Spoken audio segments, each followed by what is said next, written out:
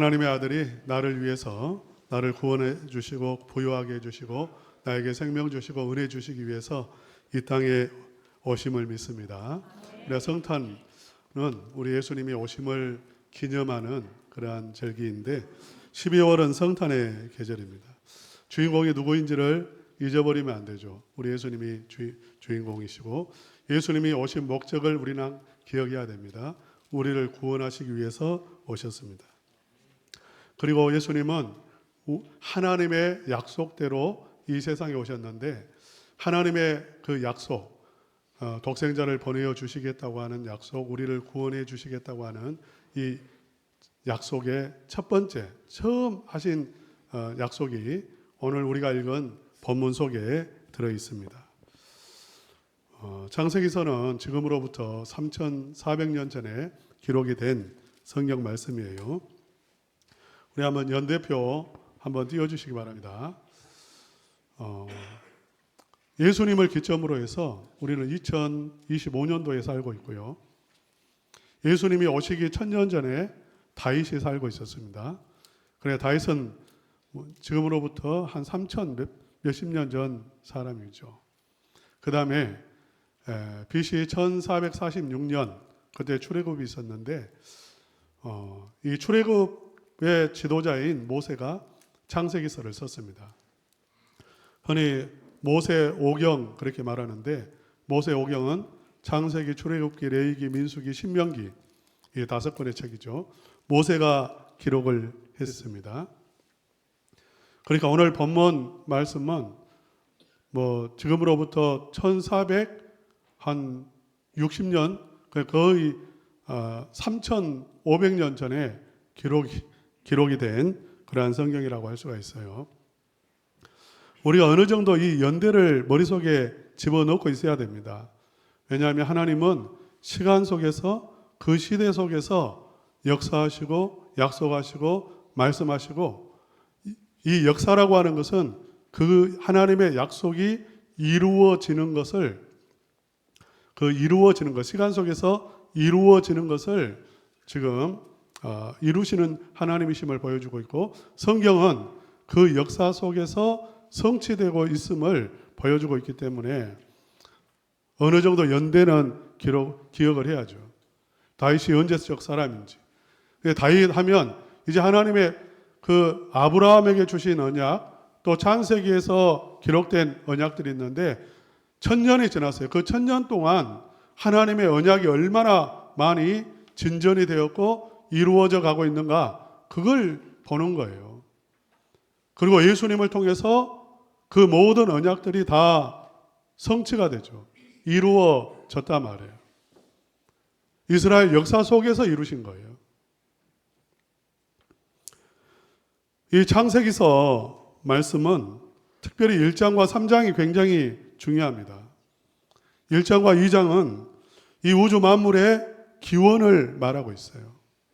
이 우주 만물이 어떻게 생겼는지를 알려면 창세기서 1장과 2장을 보면 됩니다.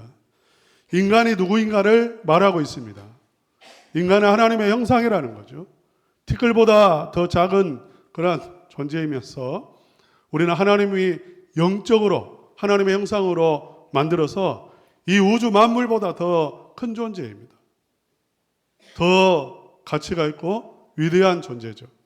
우리 인간입니다. 가정의 기원을 말하고 있습니다. 가정이 무엇인지 알려면 부부가 무엇인지 알려면 무엇을 봐야 되냐면 이 창세기 1장과 2장을 봐야 됩니다. 그러면 남자와 여자를 알게 되고 부부 관계를 알게 되고 가정이 무엇인지를 알게 되죠. 창세기 1장과 2장은 행복과 기쁨의 원천에 대해서 말하고 있습니다. 그래서 행복한 삶을 살려면 기쁨이 넘치는 삶을 살려면 우리는 창세기 1장과 2장을 알아야 돼요. 그걸 모르면 기쁨을 누릴 수 없습니다. 행복한 인생 살아갈 수가 없습니다. 무엇보다도 창세기 1장과 2장은 하나님에 대해서 알려주고 있습니다. 하나님이 어떤 분이신가를 알려면 창세기 1장과 2장을 알아야 돼요. 창세기 1장과 2장은 중요한데요. 이와 더불어서 또 중요한 성경이 창세기 3장의 말씀입니다. 오늘 우리가 읽은 이 말씀이에요. 이 창세기 3장은 인간의 근본 문제가 무엇인지를 잘 보여주고 있습니다. 왜 내가 행복을 잃어버렸나? 왜 기쁨을 잃어버렸는가? 인간은 왜 이렇게 고통 속에 살고 죽음을 맞이하고 행복하지 않고 두렵고 수치스럽고 절망적인 또 공허함 속에 살아가는가? 그 이유가 이 창세기 3장에 나와 있습니다.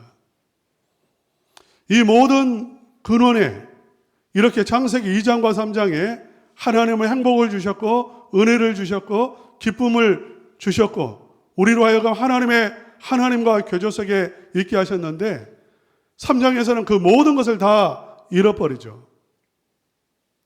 그 창세기 1, 2장과 3장 이 간격 속에 무엇이냐면 사단이 있습니다. 그러니까 우리가 하나님도 알아야 되고 내가 누구인지도 알아야 되지만 사단이 또 어떤 존재인지를 우리는 알아야 돼요. 1절 말씀 우리 다 같이 한번 읽어보겠습니다. 시작. 그런데 뱀은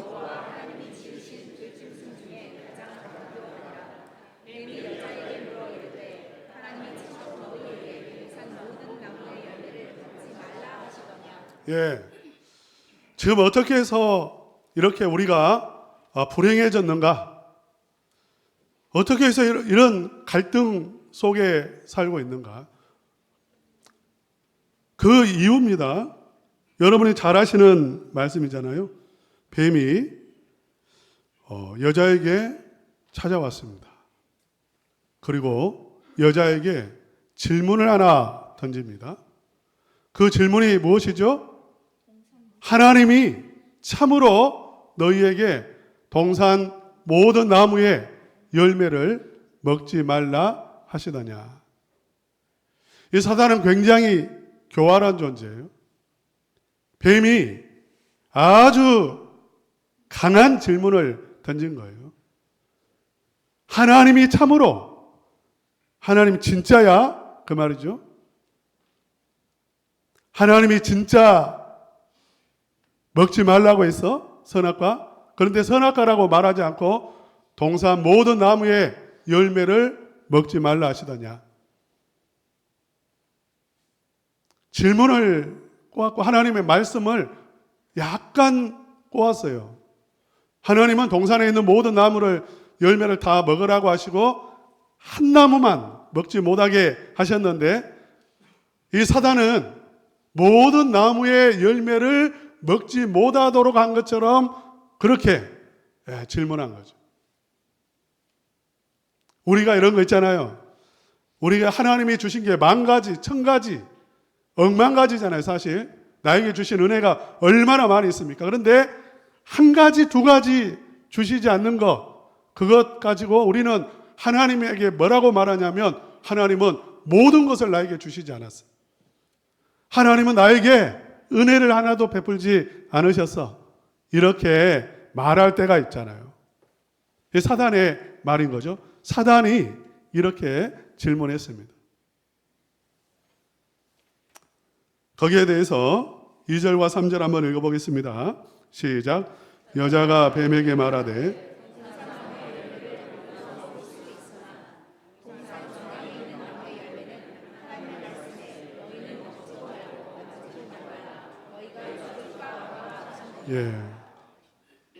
지금 뱀이 이야기하고 있어요. 뱀이. 그리고 그 질문에 대해서 아담과 그 하와가 대답하는 거죠. 하나님이 동산 중앙에 있는 나무의 열매는 먹지도 말고 만지지도 말라. 하나님은 만지지도 말라는 말을 한 적이 없어요. 그런데 이렇게 말하고 있어요. 그리고 더 문제는 뭐냐면 너희가 죽을까 하노라. 이 말은 죽지 않을 수도 있다는 거예요, 없다는 거예요? 하나님의 말씀에 대해서 그 의심의 씨앗을 사단이 뿌렸고 지금 하와는 그걸 덥석 물고 있는 거예요. 의심이 이미 들어와 버렸어요. 하나님 말씀이 진짜일까? 하나님이 진짜 우리를 지금 살리려고, 우리에게 복 주시려고 이거 먹지 말라고 하는 것일까? 다른 의도가 있는 거 아니야? 하나님의 말씀이 진짜일까? 그런 의심이 들어와 버렸다는 거예요. 이미. 여러분, 하나님의 말씀이 참인 걸 믿습니까? 대답이 부족하시네. 하나님의 말씀이 진리임을 믿습니까? 할렐루야. 아까 역사 이렇게 이야기했잖아요. 도표 말씀드렸잖아요. 하나님의 말씀은 참입니다. 아멘입니다. 하나님의 말씀 가운데 이 역사상 이루어지지 않는 말씀은 하나도 없었어요. 이 세계 역사 속에서도 마찬가지입니다. 말씀대로 되고 있어요. 하나님은 정령 죽는다고 하셨습니다. 진짜 죽는다고 강조하셨습니다. 그러나 지금 그 말을 불신하고 있는 거죠. 4절 말씀 읽어봅시다. 시작. 뱀이 여자에게 이르되 너희가 결코, 사단이 뭐라고 말합니까? 너희가 결코 죽지 않는다. 하나님 말씀대로 살지 않아도 너희들 이 세상에서 행복해. 너희들 살 수 있어. 그런 말이죠. 5절도 함께 읽겠습니다. 시작. 너희가 그것을 먹는 날에는 너희 눈이 밝아져 하나님과 같이 되어 선악을 알 줄 하나님이 아심이니라. 예. 너희들이 만약 이 선악과를 먹으면 어떻게 되냐면 너희 눈이 밝아질 것이다. 이 눈이 밝아진다는 것은 무엇이냐면 새로운 세상을 보게 될 거라는 것입니다. 너희들에게 지금 이 에덴에서 누리는 이 축복, 은혜보다 훨씬 더 큰 그러한 새로운 파라다이스를 경험하게 될 거라는 거죠. 눈이 밝아질 거라는 것입니다. 몰랐던 것을 알게 될 거라는 거죠. 두 번째는 하나님같이 될 것이다. 너희는 하나님이 된다는 거예요. 선악을 알 줄 하나님이 아심이니라 했으니까요. 너희는 선악을 알게 될 것이다. 이건 뭐냐면 네가 선악의 기준이 된다는 것입니다. 네가 인생의 주인이 되고 네가 네 스스로 이 우주 만물의 중심에 설 거라는 거예요. 놀라운 환상과 비전을 심어준 거예요. 6절 함께 읽겠습니다. 시작. 여자가 그 나무를 본즉 먹음직도 하고 보암직도 하고 지혜롭게 할 만큼 탐스럽기도 한 나무인지라 자기와 함께 있는 남편에게도 주매 그도 먹은지라. 예. 여자가 그 나무를 지금까지 보았을 때는요, 먹음직하지 않았습니다. 보암직하지 않았습니다. 탐스럽지도 않았습니다. 그냥 하나님께서 따먹지 말라고 한 금단의 열매일 뿐이었어요. 그런데 지금은 바뀌었어요. 저를 보세요. 어떻게 바뀌었습니까? 먹음직하고 보암직하고 탐스럽기도 한. 한순간에 시각이 바뀐 거예요. 마음이 바뀐 거예요. 어떻게 해서 이 일이 일어났을까요? 사단에게 잡혔다는 것입니다. 이미 사단이 그 마음속에 들어와 버렸어요. 여러분, 영갓이라는 영화 보셨습니까? 영화는 안 보셨을지 모르겠는데 영화는 좀 각색을 하고 부풀리고 우리 영갓이는 사람을 숙주로 삼지 못합니다. 그런데 숙주로 삼는 것처럼 그렇게 영화를 만들었잖아요. 영갓이는 기생충이에요. 기생충. 이 연가시가 무엇의 몸속에 들어가냐면 메뚜기, 사마귀, 귀뚜라미 이런 그 곤충의 몸속에 들어갑니다. 그러면 이제 몸속에 들어가서 아주 유충이었을 때 들어가는데 이제 그 몸속에 있는 영양분을 뺏어 먹어요. 그러면서 자라는데 아주 크게 자라는 것은 아니면 1m 정도 자랍니다. 이렇게 배배 꽈가지고 그 몸속에 있으니까 불룩하게 태어난 것처럼 보이지만 쭉 늘어뜨리면 수십 센치예요. 그렇게 자란 것은 그 몸속에 있는 것을 다 빨아먹은 거예요. 그 다음에 마지막 어떻게 하냐면 그 귀뚜라미나 사마귀의 신경계를 지배합니다. 장악해요. 그래서 물속에 뛰어들게 만들어요. 무슨 말씀인지 아시겠죠? 물속에 들어가게, 원래 사마귀는 물속에 들어가지 않아요. 그런데 물 보면 뛰어들게 만든다는 거예요. 신경을 지배하는 거예요. 사단이 어떻게 하냐면 사단은 우리의 마음속에 틈을 봅니다. 우리가 틈을 여는 순간 그 속에 들어와 버려요. 그래서 생각을 지배합니다. 마음을 지배합니다. 우리의 무의식도 지배해버리고 우리의 꿈을 지배해버려요. 우리의 행동을 배후에서 조정합니다. 메뚜기가 스스로 알겠어요? 내가 왜 이런 행동을 하지? 모르죠. 자기가 하는 줄 알아요. 그러나 실상은 누가 지금 그 속에서 지배하냐면 연가시가 지배하는 것처럼. 아담과 하와가 지금 이 상태는 지배를 받고 있는 상태. 그러고 보니까 아주 아름다워 보여요.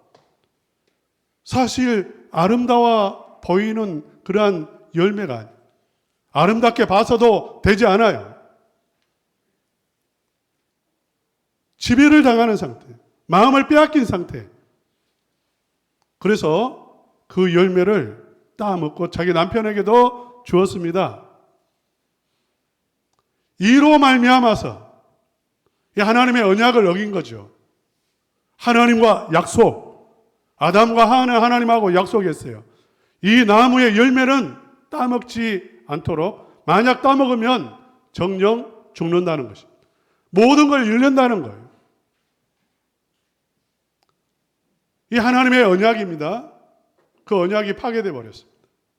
그 순간에, 언약이 파괴된 순간에 우리 한번 7절 말씀 읽어보겠습니다. 시작.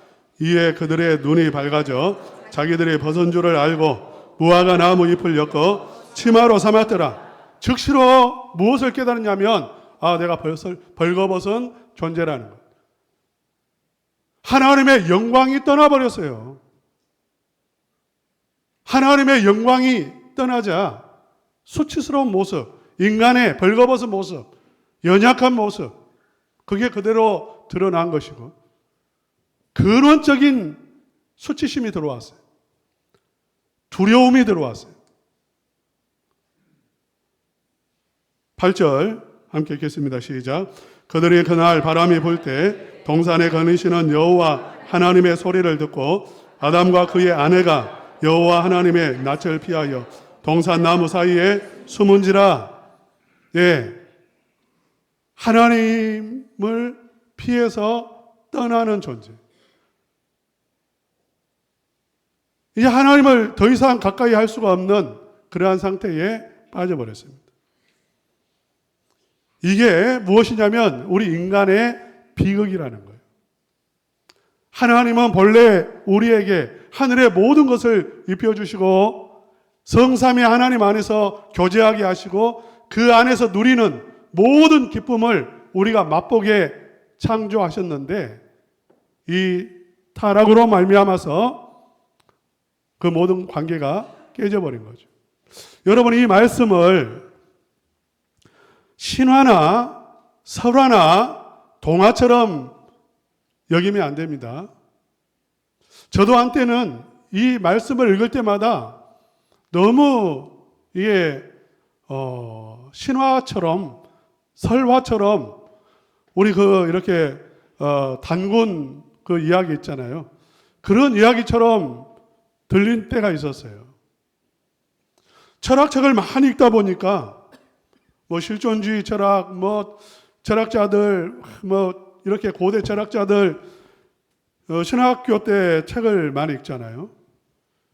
그런 책을 읽다 보니까 성경은 이건 너무나 허술해 보이고 동화처럼 보이고 신화, 허황된 신화, 어떤 이렇게 원리들을 설명하기 위해서 꾸며 만든 이야기처럼 느껴지더라고요. 그런 때가 있었어요. 그런데 하나님의 은혜를 받고 보니 이게 얼마나 심오한 하나님의 진리의 말씀이고, 이 이야기는 신화가 아니라 역사 속에 일어난 실제 이야기이고 이 사건인 거예요. 인간이 하나님을 떠나버렸습니다. 그래서 가정이 파괴되고 인간관계가 파괴되었을 뿐만 아니라 죽음이 찾아왔을 뿐만 아니라 하나님과의 관계도 완전히 깨져버리고 하나님을 잃어버렸을 뿐만 아니라 사단에게 매여서 종노릇하고 멸망하는 존재가 된 것입니다. 하나님은 이러한 아담과 하와에게 어떻게 하시냐면, 우리 한번 말씀 읽어보겠습니다. 9절 말씀입니다. 다 같이 읽겠습니다. 시작. 여호와 하나님이 아담을 부르시며 그에게 이르시되 내가 어디 있느냐.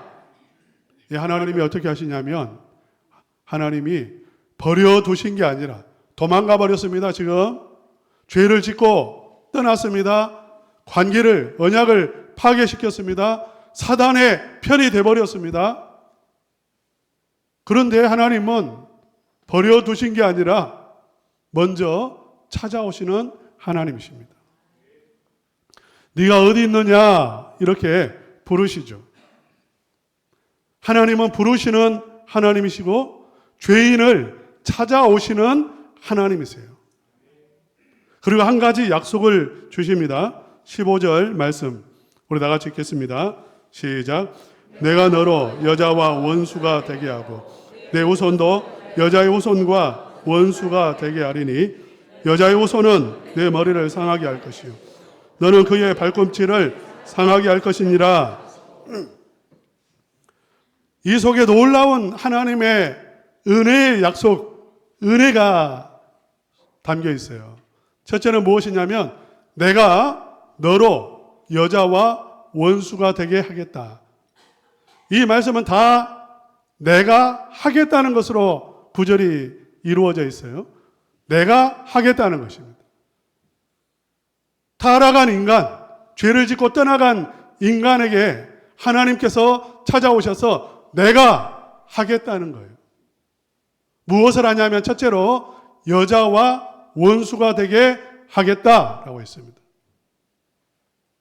여기서 너는 누굴까요? 사단이에요. 이 창세기서에 나와 있는 3장에 나와 있는 뱀은 사단이란 말이에요. 왜냐하면 사단이라는 증거가 첫째로는 지금 이 뱀이 말을 하고 있어요? 말을 안 하고 있어요?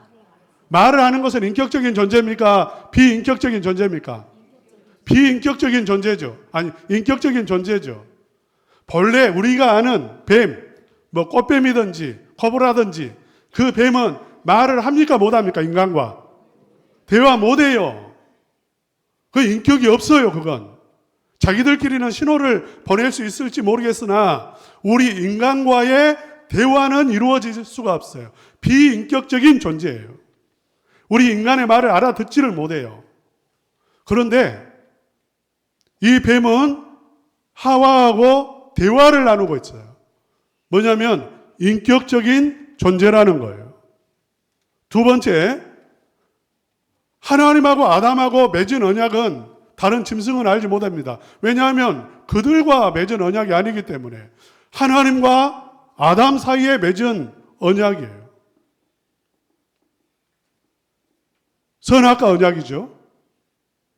그 언약을 우리가 아는 뱀은 절대로 알 수가 없어요.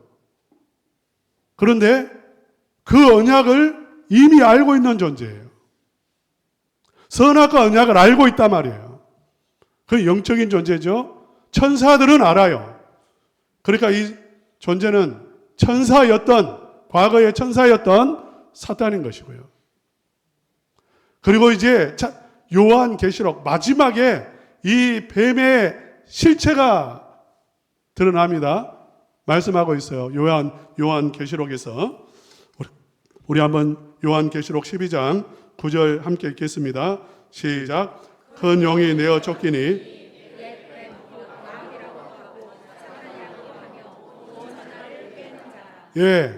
여기서 뱀이라고 했죠. 이름이 많습니다. 사단의 이름이 큰 용이고 뱀이고 마귀예요.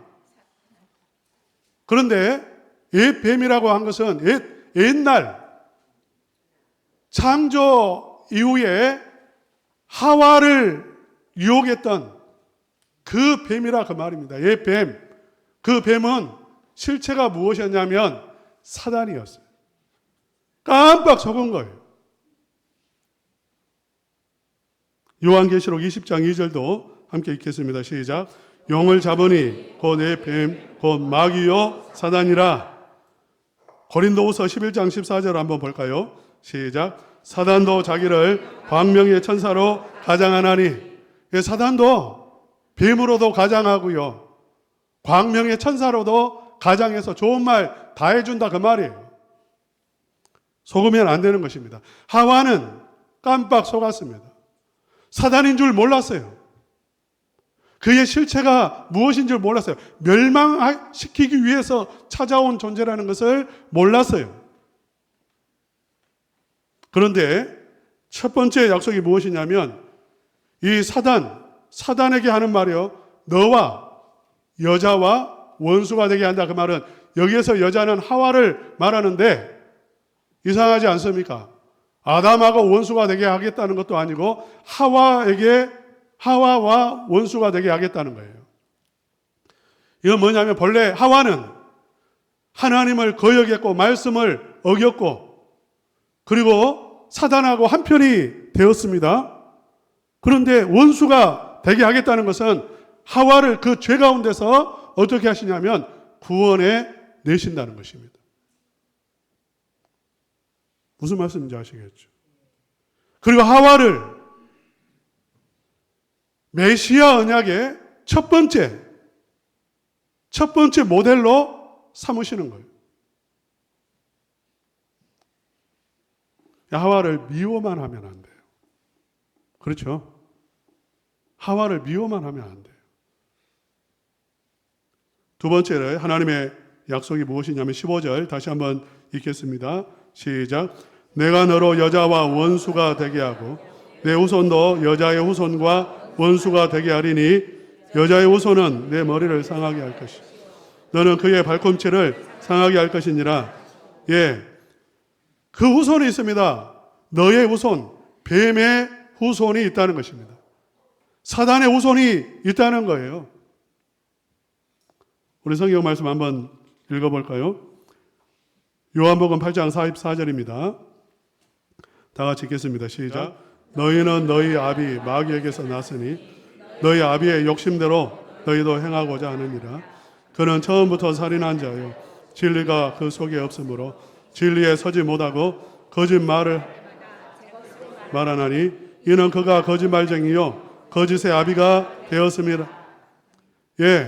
우리 예수님께서 너희 아비 마귀라고 표현을 했어요. 거짓말하고 배역하고 악을 행하고 그 마음속이 타락에 있는 그 사람들을 향해서 너희 아비의 욕심대로 너희들도 행하느니라. 그러니까 사단의 영역 속에 있는 모든 자연인의 상태, 태어나면 인간은 다 누구의 자식으로 태어나냐면 뱀의 자식으로 태어난다는 것입니다. 사단에게 잡혀 있는 상태, 사단의 지배 아래 있는 존재로 태어난다는 거예요. 인간의 상태입니다. 아까 말했죠. 영가시가 몸속에 기생하는 것처럼 모든 인간의 그 마음 속에, 그 생각 속에, 그의 인생 속에 누가 기생하고 있냐면 사탄이 기생하고 있다는 것입니다. 그래서 영가시가 그 곤충을 물에 풍덩 빠지게 결국은 해서 죽이는 것처럼 사단이 자기의 정체를 드러내지 않습니다. 그러나 지배 아래 있고 결국은 끌고 어디로 가는가? 영원한 지옥 불못에 던져 넣는다는 거죠. 멸망시킨다는 것입니다. 이 사단이 하는 일이에요. 이렇게 사단에게 잡혀서 거짓 꿈, 사단이 보여준 거짓 환상 있죠. 거짓 비전. 네가 하나님이야. 네 인생의 주인은 너야. 네 마음대로 살아도 돼. 네 생각대로 사는 게 맞는 거야. 이게 사단이 주는 거예요. 그 비전에 따라서 자기 생각대로 사는 줄 알겠지만 그렇게 살다가 멸망하게 하는 거예요. 하나님께서 약속을 하나 주시죠. 여자의 후손을 보내시겠다는 것입니다. 그래서 이 여자의 후손이 그 하와로부터 그 하와의 계보를 따라서, 그러니까 구원받은 하나님의 백성들, 구약의 교회를 의미하기도 하고 하나님의 언약 백성들을 의미합니다. 여자의 후손은. 그런데 그 여자의 후손이 단수로 쓰여 있어요. 그래서 이 단수는 무엇이냐면 하나님이 구원자를 보내신다는 것입니다. 그 구원자가 하시는 일이 무엇이냐면 내 머리를 상하게 할 것이요. 누구의 머리를 상하게 한다는 거죠? 사단의 머리를 상하게 한다는 것입니다. 그러니까 우리 안에서 우리를 사로잡아서 우리 안에서 기생하면서 우리를 일평생 고통 가운데, 죄 가운데 하나님을 떠나서 살면서 거짓 꿈을 쫓아 살아가던 인생을 살게 만들고 결국 멸망시키는 이 사단의 세력을 깨뜨리시고 그 머리를 깨시고 우리를 구원하기 위해서 여자의 후손을 보내신다는 거예요. 여러분, 그분이 누구십니까? 그분이 예수님이세요. 예수님이 이 세상에 오신 이유는 우리를 그 사단의 결박에서 건져내시고 사단의 머리를 깨시고 우리를 구원하시기 위해서 이 세상에 오신 줄 믿습니다. 사랑하는 우리 성도님들, 이제 성탄절이 얼마 남지 않았잖아요. 우리가 준비하지 않습니까? 예수님이 누구이신지, 예수님이 왜 오셨는지 깊이 생각하시고 사단의 결박을 끊어주시고 우리를 구원해 주시는 그 예수 그리스도의 은혜를 우리가 사모하고 또 누리면서 성탄의 기쁨을 누리시기를 주님의 이름으로 축원합니다.